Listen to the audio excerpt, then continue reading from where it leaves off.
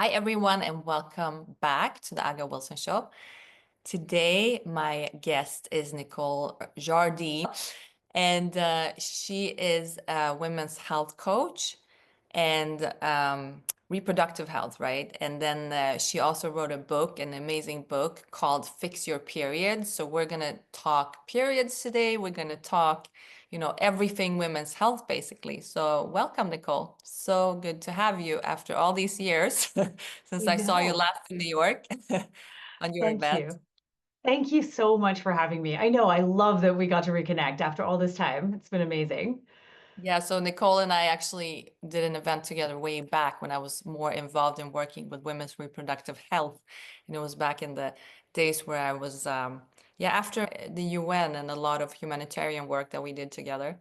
A topic that is close to my heart, also because I know that um, there's a lot of women today that experience infertility and menstrual issues. I also know that there was a big, huge uptick in that during COVID. And and also because I am all about like going back to holistic, natural stuff. And I know that you have a lot of knowledge about that, Nicole. Yes, I would like to believe I do. Yes, for sure. And I agree. I think that that really should be the foundation that we all have for our health. And I think that unfortunately, what tends to happen is that's often the last step because when we go to the doctor is usually prescribing a pill or some kind of other medication or something like that, or a device, even like an IUD. And what we really need is to look at our foundational pieces and address those as a first step rather than it being an emergency when you've exhausted all the options and now you're starting to look at the holistic approach to your health. So yeah, I agree completely. Yeah, absolutely. So maybe we should start with that, the contraceptives, because I do know that, I mean, even when I was a kid or a young girl here in Sweden, it was something that the doctors just prescribed. And I was very young actually when I started, and it was just, if you wanted to, if you had like PMS or bad, menstrual cycles or a lot of pain and stuff, they just prescribed the pill always. And we didn't really ask any questions. I mean, they don't inform you maybe the way they should be doing, and being older No. and wiser now, of course, I know much more about that, but I would love for you to tell us about these things and why it's important to be informed about what you are using or putting in your body. For sure. I was similar to you. I had terrible period problems and as a teenager, and I endured that for a number of years. And it wasn't until I was about 18 or 19 that I finally went to my mother's gynecologist. And she, after listening to what I shared, wrote a prescription for the pill. And there was no explanation as to what it did or its side effects. There were no other options offered to me. And I think that that is pretty much the scene at most OBGYN offices. And in whether it's because you're experiencing heavy or painful periods like I was, or you just want to go on birth control, I feel like that typically is what happens. And that I think is so problematic because there are a number of reasons, underlying reasons for these various conditions, whether you're bleeding through your clothing 3 times, 3 days out of every month, or you have a very irregular cycle, or you have extreme period pain. There are a number of physiological drivers for that, and oftentimes, I would say in the vast majority of cases, those are not ever explored or addressed. And then we end up in a real pickle 10, 15, 20 years down the line when we decide we're not going to use that oral contraceptive anymore, or we're going to take that IUD out, or whatever it is. And we have now had 15 years of development of whatever underlying disease or condition that has been driving those issues to begin with. And so we are, oftentimes that leaves women with fertility trouble or, outright infertility. It can lead to debilitating pain, as in the case of something like endometriosis, for instance, where it's now had 15 years to develop and create, pretty much wreak havoc in your body and in your life. And and we will go back to the doctor over and over again, and unfortunately they'll likely say something like, well, it really can't be the pill, or it can't be this, or and they'll just say you're either overreacting, or it's all in your head, or something along those lines. And I think things are definitely changing, but it's historically been the trajectory for the majority of women who are dealing with this. And so with something like the pill, for instance, it was obviously designed as birth control, and yet it has been it has now been prescribed for all manner of women's health related conditions. In the majority of cases, actually, the majority of women who are now on the pill, for instance, are taking it for something else other than birth control. And so we're at the point now where it's just being used as what I consider to be a band-aid for all these issues that have underlying causes that modern medicine is just not really very good at exploring, or trying to figure out what's going on. So yeah, I think it's a really massive issue, and has led to just sort of a snowball effect of chronic health problems for millions and millions of women. Yeah, absolutely. Yeah, because I'm even like I was always wondering, and this is something that got answered much later in my life, but just taking something that stops your period, or stops you from ovulating, or actually being in a space or a place where you can become pregnant. What does that really do to your body? Oh, girl, your whole day. I know, right? I think it's that, and so I'll just run through the mechanism of action for the pill. So if anyone doesn't know, so essentially we have two types of hormonal birth control pill, like oral contraceptive pills. And one is the combined oral contraceptive. And so that combines two key hormones. So the synthetic estrogen, also known as ethinyl estradiol, and a synthetic form of progesterone, also known as a progestin. There's multiple types of those. And then there's the progestin only pill. So they call that the mini pill. Anyway, I'll focus on on the combined one, because that is typically the one that is prescribed most often. And so the idea is that it's supposed to mimic your cycle. And what is really funny about the research behind this is that when they first started with the pill back in the 60s, there was no period, no period. And so women were completely freaked out because they thought there was something wrong with them, because they expected to get a period. Anyways, so they had to build in those 5 sugar pills, so that once that progestin dropped out of your system, after you stop taking it and you start with the sugar pills, then you have this quote unquote fake period. So it is really interesting how it has all evolved. And when you think about the pill itself, the mechanism of action is to inhibit ovulation.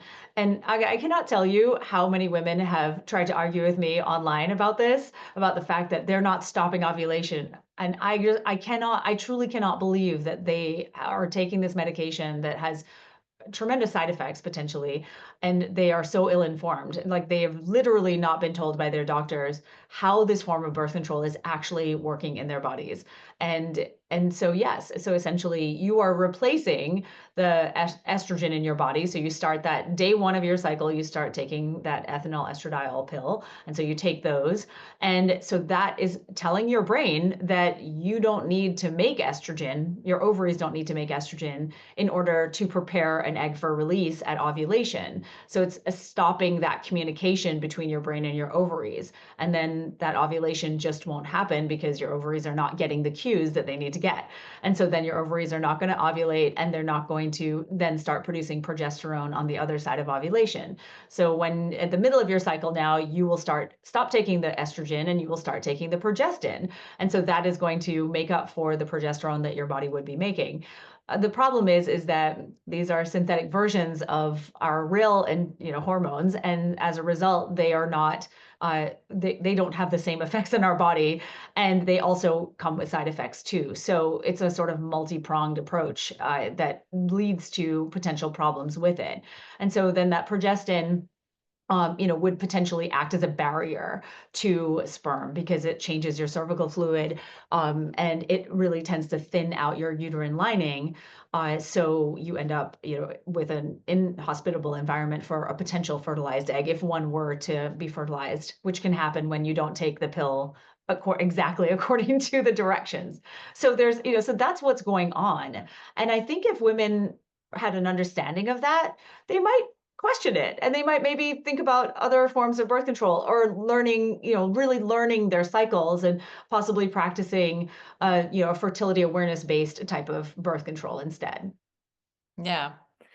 Yeah. Yeah, I mean, I'm very happy that I stopped and tried to like fix, my body from a holistic perspective with just like a good diet, the right food and everything. And even when we're talking about like, menstruation in general, what is like a good menstruation, right? Like what is a healthy menstruation? The fact that we have menstrual pain is actually our body trying to tell us something, right? So I know with the right diet you can change that. I was able to change that, and it's pretty simple, if you think about it, that just by starting to eat differently during your period, you can change your cycle, you can change everything, you can change the color of your blood, and you can change pain. I mean, there's just so much knowledge, that you sit on and other people that is just not out there, or people have no access to. I could not agree with you more. And I think that it speaks to something we were speaking about before we started recording, with the suppression of really vital information. And what would women do with this information if it was readily available to them? I wonder. So, you really have to think about, in whose best interest is it to suppress this critical information about how our bodies actually work. And it actually reminds me of this study. I'm pretty sure it's not really a study so much as a paper that was written in maybe the 90s, I think, about the birth control pill, and how these forms of hormonal birth control became what they are today, which is no longer necessarily just birth control, but that they're used for everything from heavy periods to irregular cycles to period pain to acne to Yeah. PMS and PMDD, right? And so, of course, the pill fits into that cultural narrative, right? The convenience is everything, and you just pop a pill every morning, and it takes care of, preventing pregnancy, and it takes care of your heavy periods and all that. So that's the dream. I mean, when I started the pill at 19, I was thrilled. I mean, I was part of the cool kids club. I was on the pill, and they all were too. And I also remember within a month, I had no more heavy bleeding. I wasn't worried about bleeding through my school uniform. I could go to school because I wasn't in so much pain, and I wasn't so nauseous. And I remember my mood stabilized, and, so many things changed for me within a month. And I thought I had found my period panacea. And then clearly I had other problems that developed over time. And so when you think about how it's become so popular, that, like I said, there's this paper that was written, and it talks about, in the 1980s, there was this shift in the US at least, from using birth control pills solely for contraception to using them as for other things, and they called them lifestyle conditions. And so essentially, the US pharmaceutical companies, they kind of abandoned all their different avenues of research, because it obviously, as you know, research is really expensive. And so instead, they decided they were going to find other ways to market these existing contraceptives, away from the intended use of birth control. And so, like I said, they started promoting them as lifestyle drugs, and they were marketed to quality of life issues like, I was saying, PMS, PMDD, acne, painful periods, irregular cycles, menstrual suppression, things like that. And and so they talk about the fact that so many now, and first of all, I will say that so many women are using the pill, particularly for non-contraceptive purposes, as I was saying earlier. And the reason for that is because there was a very clear campaign to make sure that that happened. And so we're taking these medications thinking that they're there specifically for these problems, but it was actually just because the pharmaceutical industry had little incentive to come up with or spend money on researching better or safer birth control options instead. And so they opted for that cheaper route to market these products for all of our pesky period problems. And so that's really what I think has gotten us to this point, 25, 30, 35 years later. Yeah, absolutely. And what about other contraceptives? Like, when are there any ones out there that you would like suggest are somewhat good, except for the Somewhat good. natural ways, No, but Yeah. I'm also a realist and and I get okay, I live in the modern world and I get that we are all coming from different backgrounds and different socioeconomic backgrounds, all of it. Like I totally understand that we all have different needs. And so I don't expect anyone to just or everyone to just put their pill down and pick up doing the fertility awareness method by any means. And so for anyone who doesn't know what that is, it's measuring your fertility, signs of your fertility every cycle. However, yes. So with all of that said, I think that there are a few that you could potentially use, but I think it's really important to understand the potential side effects of using either the medication or the device. And so we have various ones that are like the pill. So there's the patch, and then there is the Depo-Provera shot and the injection, or sorry, the implant in your arm. So there are a number of ones like that, and they all essentially the goal of those is to stop ovulation, and they have varying side effects because they all have different levels or versions of the progestin or the estradiol in them, and then we have the IUDs. So we have a copper IUD and the Mirena IUD and a variety of other IUDs that are like the Mirena. Those are the hormonal IUDs. And like I said, I have women all the time tell me that their IUD has been the best thing that's ever happened to them. It's worked really, really well for them. They've never had any problems. And I think I should speak to the fact that millions of women have taken birth control potentially without incident. They might not totally know what they're looking for. And again, that comes back to informed consent. But I would say that it's so highly dependent on you and, your level of, your desire for risk, I suppose you could say, yeah, and how risk averse you are, because some women just use the pull-out method and they're like, I'm good with that. So yeah. I do think it comes back to your individual needs and what it is that you're willing to risk, I suppose you could say, or yeah, how risk averse you are. Yeah, absolutely. And I mean, I've learned also like to feel into my body naturally, right? So when you get to know your body, you know exactly, like I know exactly when I'm ovulating because I learned to recognize that. But of course, being on the pill, there was no such little alarms and things to go by because it just messes up your whole cycle. But It does. there's so many ways naturally to do that, right? Some people measure their temperature during like ovulation to see if that's that when that happens, or you can do it just feeling it. I mean, I even feel like which side, which is also like just tuning into your body. I think, that's something that we have forgotten. It's a knowledge we have forgotten as women because we don't know how to use it. Then we have the Absolutely. intuition, you know. The intuition. And when you think about it, that's been suppressed significantly. And I think that that's been going on for a long time. But if we're looking at just the last 50 years, for instance, what happens when we're not well? We go to the doctor and the doctor will, do an examination, but they oftentimes more than anything now, it's just handing you some kind of medication, whether it's antibiotics for whatever issue you're dealing with as a child, or some prescription cough medicine or whatever, like whatever it is.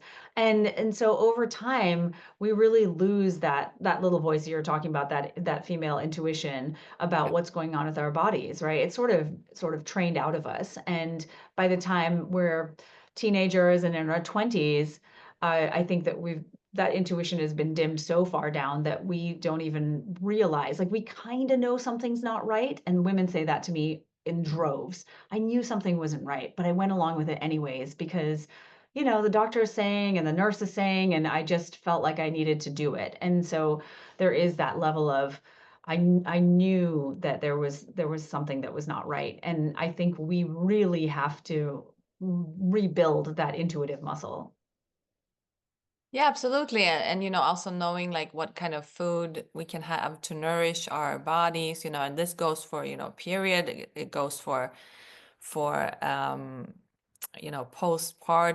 during pregnancy. I mean, there's just so many things you can do to like really experience a healthy period, right? Oh, so many things. Yeah. And Should I what, tell you about them? yeah, of course. Yeah, I think that it's one of those things where, again, so many of us feel as though we haven't been heard for so long. Like I was saying, right? You're going to the doctor for many years and you have these now what are probably chronic issues, and you feel like you haven't been listened to. And as a result, I think when women get a diagnosis or they get answers for something that they've been dealing with for a long time, they think that their situation is just so unique. And I think all of us are unique in our own special way. There's no doubt about that. But what I always want to remind everyone that I work with of is that yes, your body is unique. There's no doubt about that. You are a unique human being, but the sort of underlying causes are all generally the same. And and sometimes the solutions are generally the same too. Your symptoms might look different to the next lady, but it's very similar in terms of how you would go about it. And so when you think about, for instance, the effects of being on the pill, just one of them is the effect on the gut, for instance. And there are significant effects that can happen with gut microbiome composition. The gut has, or sorry, the pill has been found to have an impact on the diversity of the gut microbiome. And I feel like if you are, for instance, experiencing symptoms, I definitely did, like gut related symptoms, and like chronic infections, things like that, like vaginal infections, because of course that changes your vaginal microbiome too. Then start to really pay attention to that. So I think that that's sort of the first thing is what's normal and what's not for you. And so paying attention to the symptoms you might be experiencing while on birth control or using an IUD or some other thing, or some other type of hormonal birth control, or even non-hormonal, like I said, with a copper IUD, because there are definitely a lot of symptoms that show up with that too. So that's what I want everyone to start paying attention to. You kind of have to become a bit of a body and a period detective to understand, what's happening for you. Because, like I said, some symptoms will be different between you and your friend, but the underlying causes are the same. And so when we think about when you're, for instance, coming off the pill or just in general, like what are the big drivers? And so you think about nutrient deficiencies.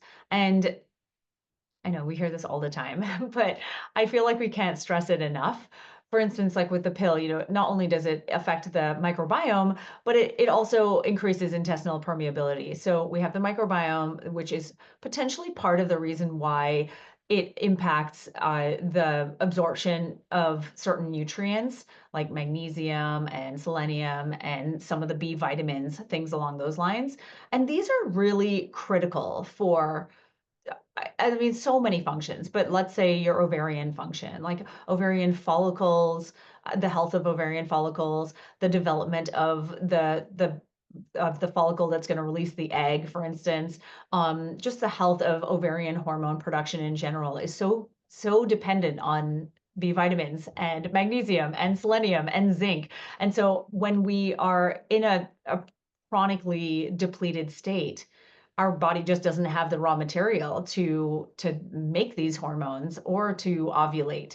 And so our bodies, they're pretty primitive. They just want to know that we are safe, like psychologically safe, that we are well fed, and that we are just in a generally healthy environment.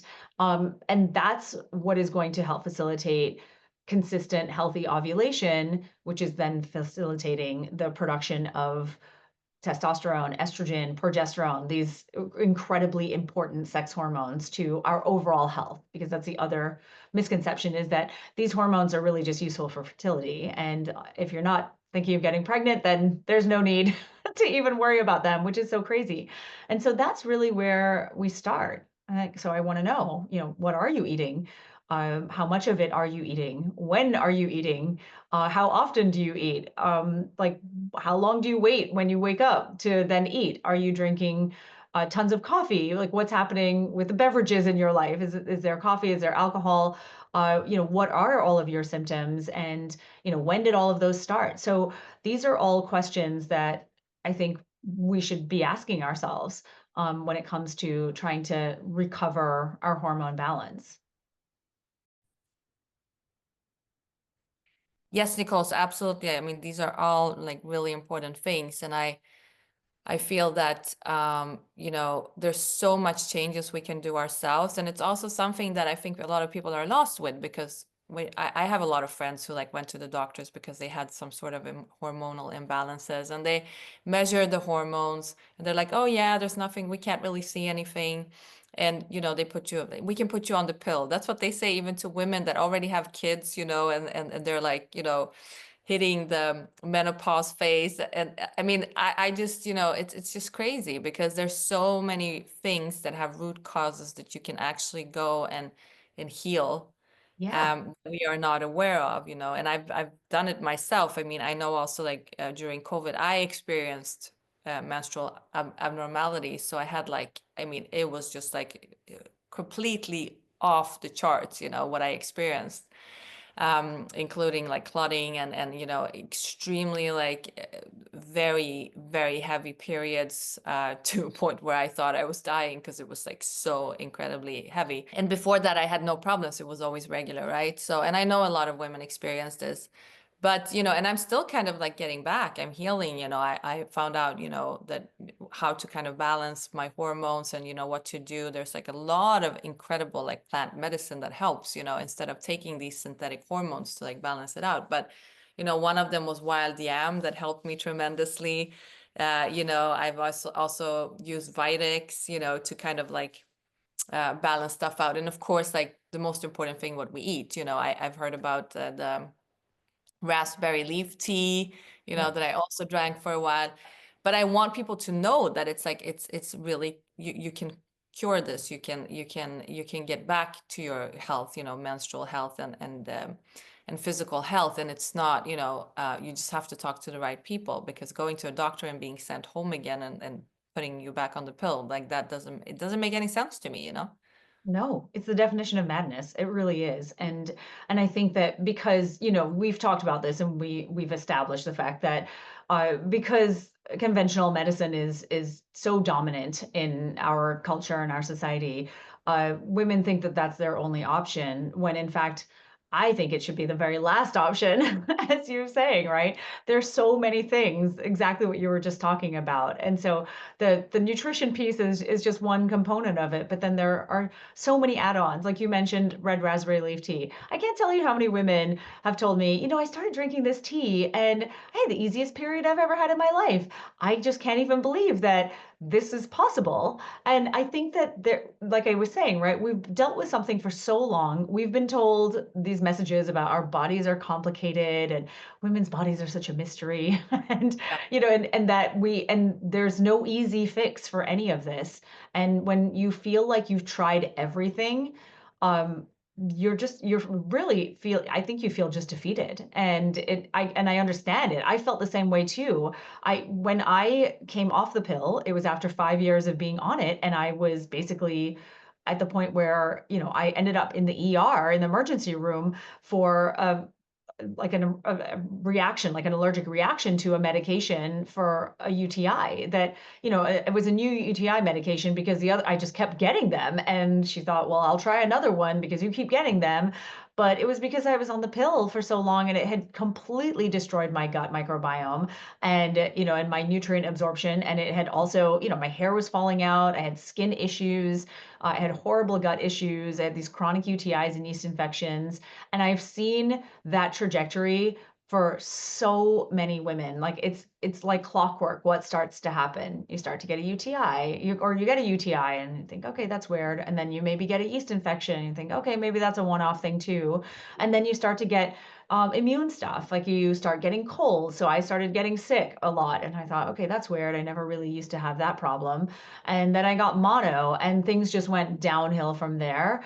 And from an immune perspective, and then I'm getting a colonoscopy because I have all these gut health issues. And then I'm going to a rheumatologist because my joints are hurting and I'm 21 years old. And so the fact that we are just normalizing all of that for young girls, teenagers, and young women is so insane to me. And then gallbladders being removed. I mean, a lot of people don't realize that estrogen has an impact on your gallbladder. And if estrogen and progesterone are not balanced in your body, you can run into major issues. I mean, lots of major issues, but gallbladders are one of them. The amount of women I've seen who do not have a gallbladder because it was taken out while they were on the pill or right after being on the pill is staggering.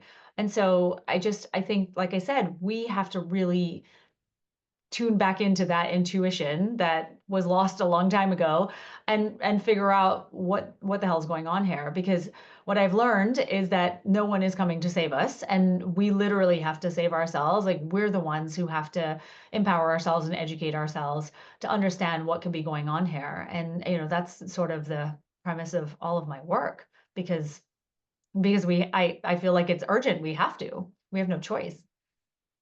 Yeah, and I've also heard, and is it true? You have to confirm this to me. So I've also heard that when you go to the doctor and you do a hormonal test, they usually test, for just like the main hormones and not like the amount that really needs to be tested, because sometimes there's a lot of issues with the ones you don't usually test for, to in order to see like, the wholeness of what's going on in your body.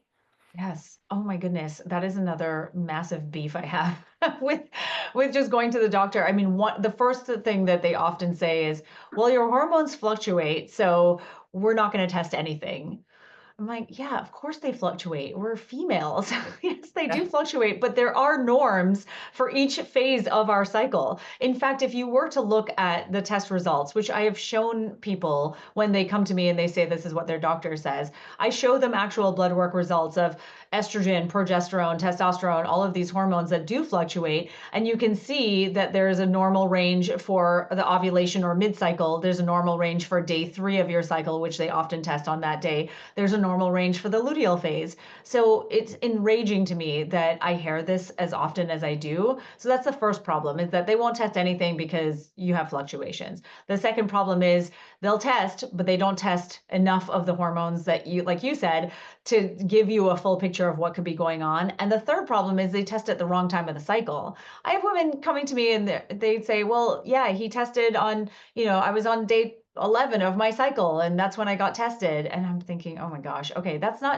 might tell us some things, but it won't tell us everything. And I think that that is inherently frustrating too. So yeah, it's a combination problem. And ultimately, to get a full picture, you can go to your doctor and you can get blood work done, and it will tell me so much. So for instance, if you're in your, fertile years, 20s, 30s particularly, testing on, day 3 of your cycle will, tell us a lot. So it'll tell us what's going on with your estrogen or your estradiol. It'll tell us, what's going on with your testosterone, your AMH, your DHEA, all of, and I want to do a full thyroid panel as well.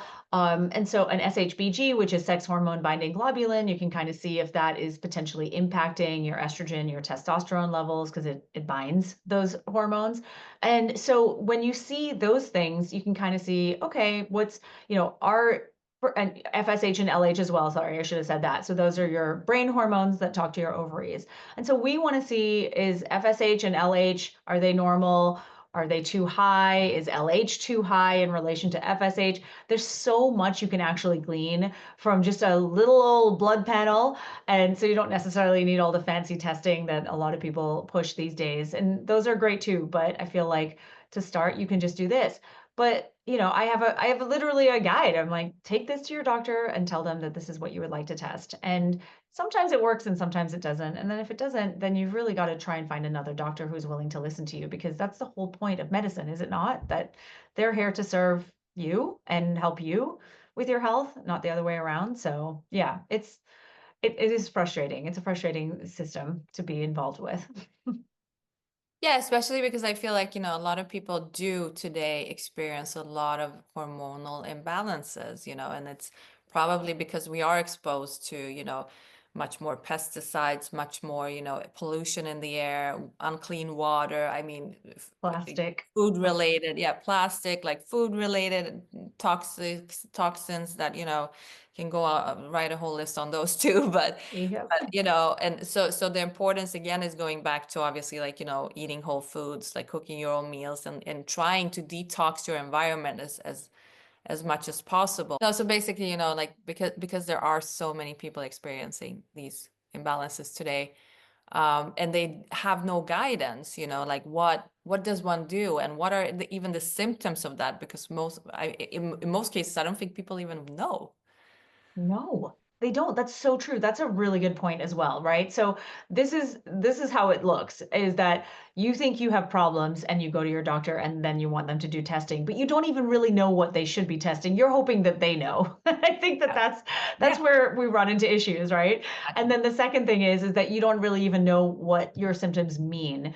And I think that's where we almost have to become our own doctors, our own advocates in a way, and that's hard, right? Because life is already hard. It's hard to be human, especially right now. And I feel as though uh, so the first step is tracking your cycle. This is where I really start with everyone. Obviously, we're talking about nutrition and all these things you can change and all these things you can bring into your diet, like the red raspberry leaf tea and the castor oil packs and all of it. And, that's all great. But if you don't really know what the drivers are, then you're going to kind of just be feeling around in the dark forever, anyways. And so I have everyone start with cycle tracking. And so even if it's just basic and we work our way up, then that's helpful because we want to know, how long is your period? Do you spot before your period or spot after your period? Do you have a heavy period or is it a very light period? Is it 1 day or is it 7 days? What is the color of your period? Like, is it dark brown or is it red or is it, like this purpley black color? Like, what does it all look like? What's the consistency? Does it flow like maple syrup or is it very clumpy like crushed up blueberries? So there's so many things that your body can already tell you. This is why testing is great. And at the same time, your symptoms are even more amazing as far as I'm concerned, because you really want to be understanding what's going on with your body first. And then from there, you can start to make improvements and you will be able to measure those improvements by the symptoms improving. And so that to me is true empowerment, because you know what's going on with your unique body and then you can also measure it when you start to make changes. And so that's really where I think we should all start, is understanding what's going on with our cycles.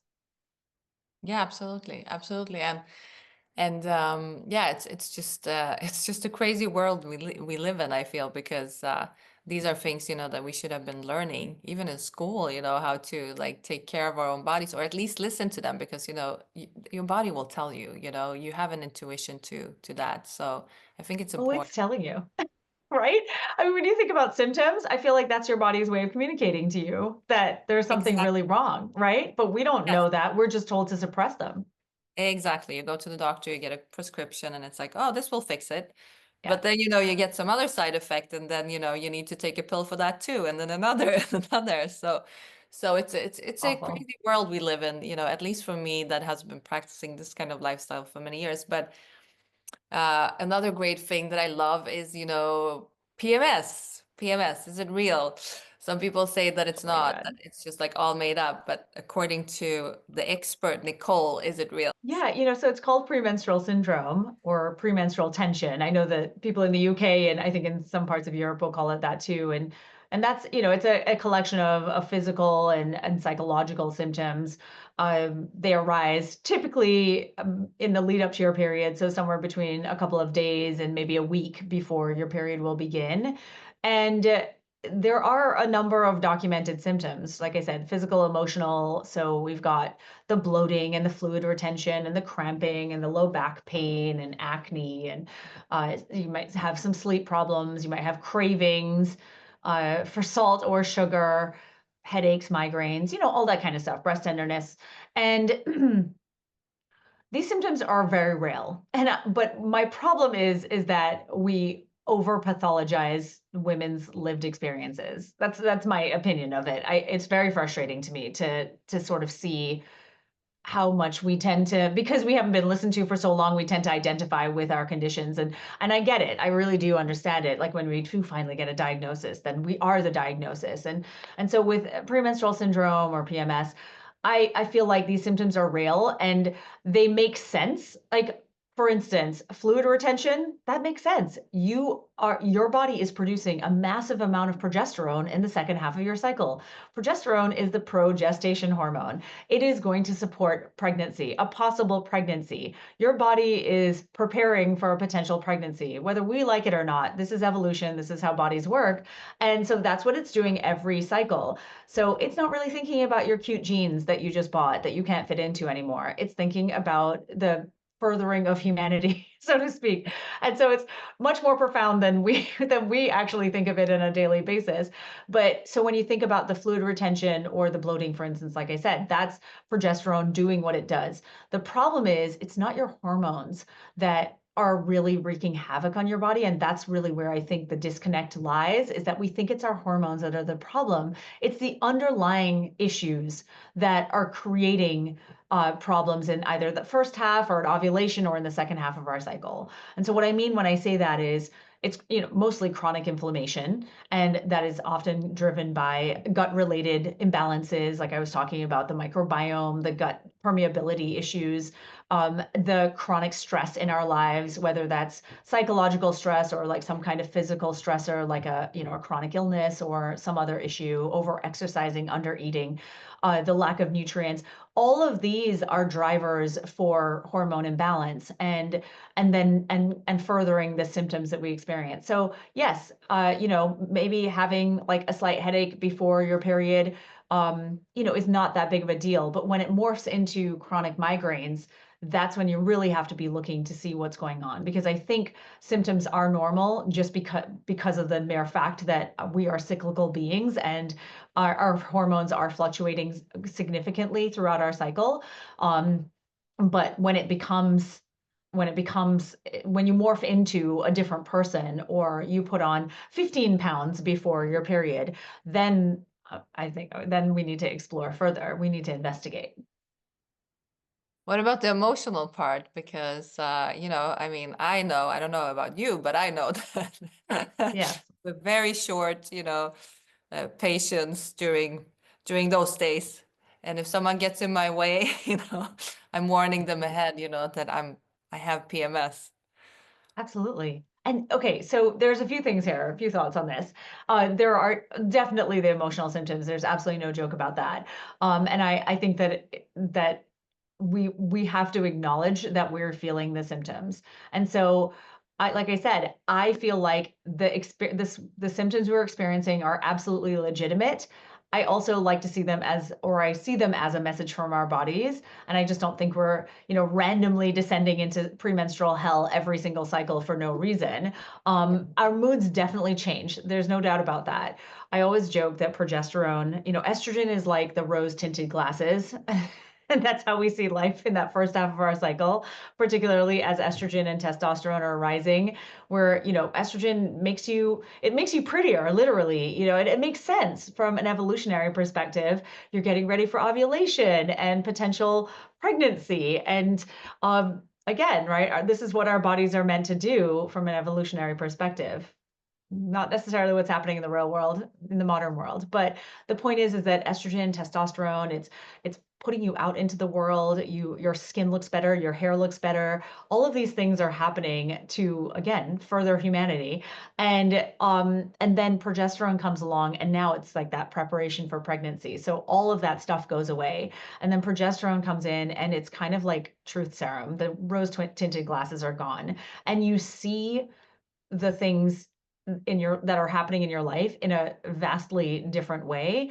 And I think so many of us are living in these sort of unprecedented times where we have such an extreme amount of stress from many different angles. Like we see, as you know, right? You know this, we see the atrocities that are happening in the world in real time, whereas we did not see that 25, 30 Yeah. years ago. It just Yeah. did not exist, right? And we see, you can literally search for something and suddenly like all this porn comes up or whatever, it's like all these really jarring things that we witness many times in a day that are these micro stressors that I think are just constantly building, and they're just creating an environment in our bodies of like stress and tension, and we feel that in the second half of our cycle in a very deep and profound way. And so you start to look around, and like I said, the truth serum is there, but you're having a bit of a reality check about the nature of your life. And so it does put into perspective what's happening in life and the world. And I think women, you can see this. Like we are having, I feel like we're in an unprecedented time of PMDD diagnoses. And PMDD, for anyone who doesn't know, is premenstrual dysphoric disorder. And so it's sort of like the bigger, scarier sister of PMS. And and I see the amount of women who are being diagnosed with this, and the treatment for it is an SSRI that has been rebranded by pharmaceutical companies to treat PMDD. And so again, make sure you're thinking about why. Why are you experiencing these symptoms? And so I always come back to, particularly with PMDD, there are very specific uh, sort of causes of that. Like we look at the nutrient deficiencies, we look at the blood sugar and insulin dysregulation, we look at the inflammation, we look particularly at the gut health issues because there is a gut brain axis, and there's, it's well documented in the literature that our gut health and the state of our gut health impacts our brain through that axis. And so, and then there's the stress and the trauma and the unresolved traumas and our perception of stress in our lives. So many of these things are what's driving this. So, yes, we could take an SSRI, and yes, that might be needed in extreme cases, but we've got to look at all of these other drivers too. And so, yeah, like, of course, there's the PMS stuff, and absolutely our moods change. And it's just a matter of the severity of it. And I think that that's really what we have to pay attention to. Yeah, and I agree with you like 100%, that we need to go back to there's like I see it as a 360 model. It's like mind, body, and soul. You can be the healthiest person and eat the healthiest foods, but then if you haven't dealt with your traumas and underlying issues, disease happens in the body. And I remember actually from when I went to your talk, you showed like the PowerPoint of like our cycles, women's cycles, and also compared to men. Theirs are straight, right? Like ours go like it's so many phases during the month that when I saw that, I was thinking to myself, holy crap, like, how is it possible that we're even working these like 9 to 5 office jobs when like there's like so much potential and so many things that, could be actually aligned with our cycles, and when we are more productive, less productive, and like, able to do certain things or other things, and really like focusing on the stuff, that follows the cycle so that we can, get some sort of peace within ourselves and like, actually perform our best. We are not made like men. We're like very different species. So it made me think a lot actually about that whole part. So true. This whole idea is like fitting that round peg into a square hole or square peg into a round hole. And the fact that we are constantly trying to make our biology work in this world that was designed around men's biology. And I think that is hugely problematic. And I remember I had a friend many years ago, and she was like, I feel like I have PMDD. And so I, of course, am asking all the questions because I don't think she has PMDD. And I think I will say, there are definitely women who have genetic underpinnings, and, and they have like very clear, what I consider to be very clear PMDD. And there are, underlying drivers and causes of that. Whereas I think, again, a lot of us are being diagnosed with this because our lives just aren't working for us anymore. And our bodies are telling us that. And the only way to get our attention is with these really extreme symptoms. And again, I don't want anyone to ever feel like I am downplaying or dismissing the symptoms they're experiencing by any means, because I feel like whatever you're feeling is very real. But Yeah. I'm just questioning the potential causes. And so this friend of mine, she had a startup and things were not going well, and they had been going really well, but they'd been on a downward trajectory for about a year or 2 years. And this all started then. And she was like, I feel like I'm losing my mind every single month. And so I was like, tell me more about what's going on with your business. And so then she's describing the unbelievable stress that she's under and the pressure that she's under as the head of this business that is not going well. And she has huge debt to a number of investors. And there's just what she's describing to me, I'm thinking, how are you holding all of this? There's no way. And then she's telling me, but I do all of the stress management things and I'm good. I'm taking the baths and I'm doing this and I'm doing that. And I was like, yes, and you can do all of that. And that is not enough to mitigate the what you feel your body feels is an untenable situation that you are currently in. And so I think that it's really asking us, our bodies are really asking us to look at the situation that we are living in our lives. And it is a bit existential, I know, and it's not just like, oh yeah, I'm in a bad mood 2 days before my cycle. But I've experienced this too at different phases in my life, and I'm sure you have as well, that it gets worse at certain times. And then it's okay and it's manageable in other times. So I always ask everyone to be an inquiry about that. Yeah, absolutely. I do agree with you, and thank you. Was super informative because I just feel like, there's some there's something in that whole thing of going back to more natural ways of doing things and getting to know your own body and like feeling into your own body, because your body will always tell you when something is wrong. And I think, that's where it all starts, and then starting to try to figuring that out, because usually we know, somehow we know.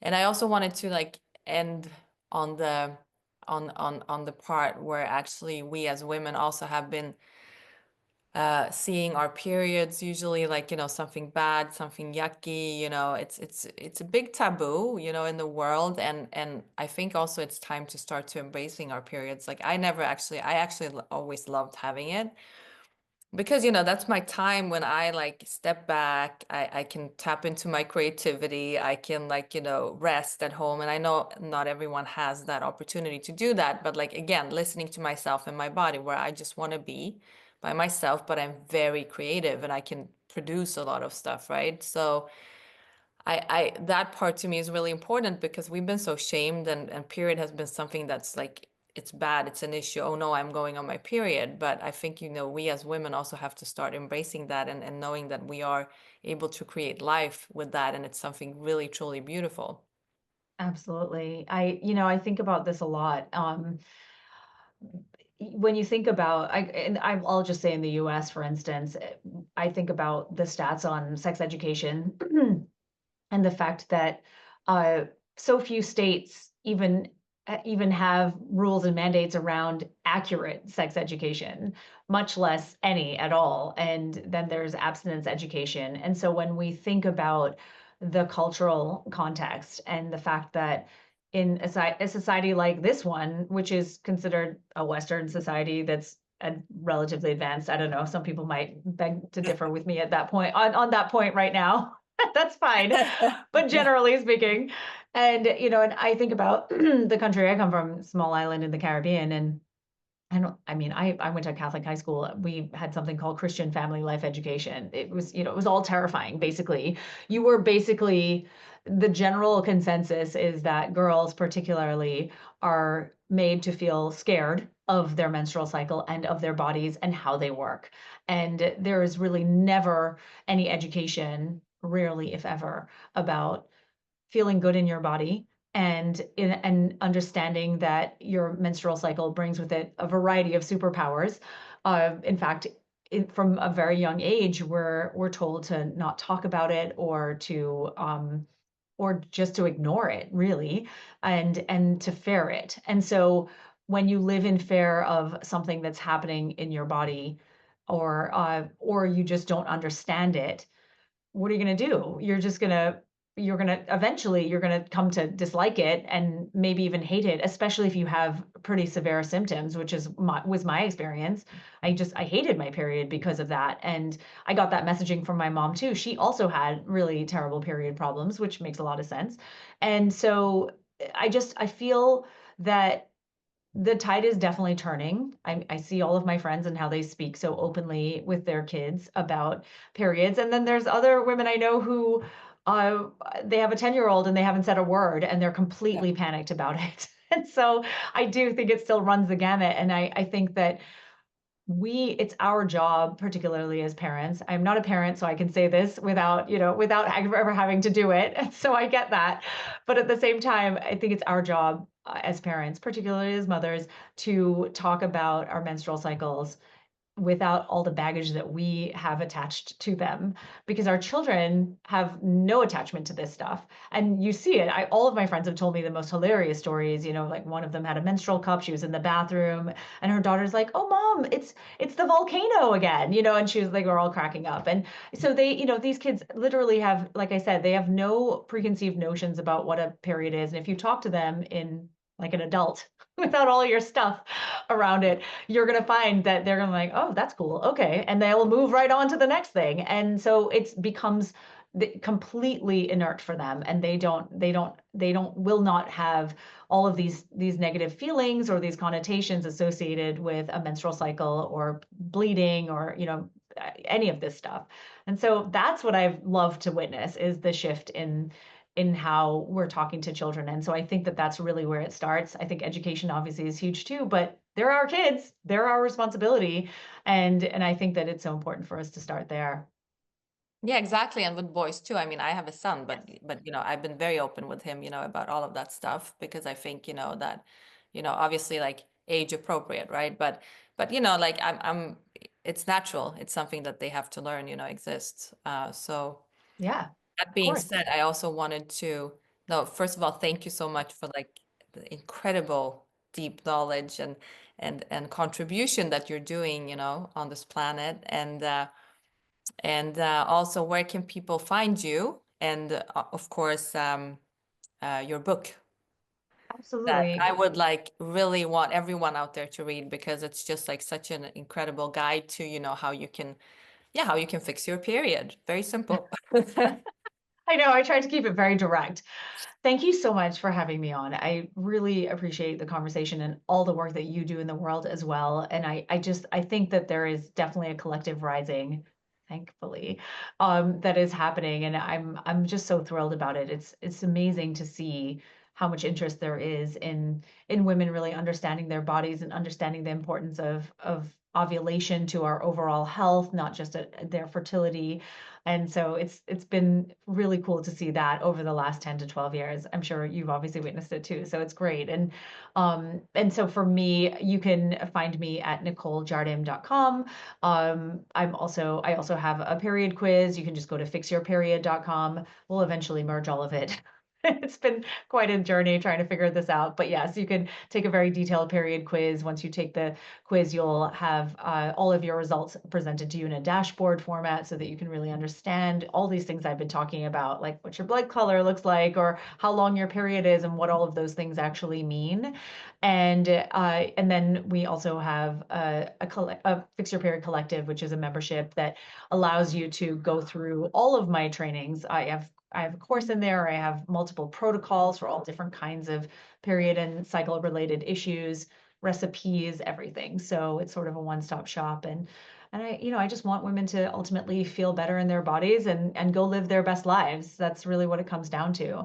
And my book, I feel like the membership is sort of my book come to life. So if you want to read a book instead, then that's your next best step. But it does walk you through my protocol that I've used and worked on with probably, gosh, thousands of women at this point.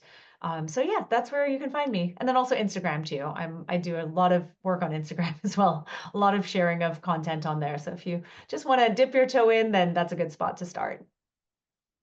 Well, thank you so much, Nicole. Thank you. Welcome. Thank you.